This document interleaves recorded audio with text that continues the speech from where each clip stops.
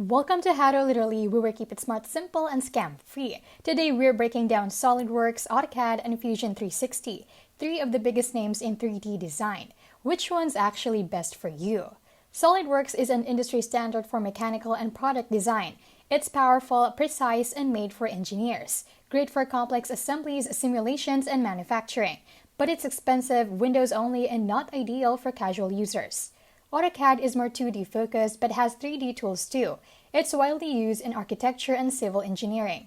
It's flexible and reliable, but it's not as intuitive for 3D modeling as the other two and can feel outdated depending on your use case.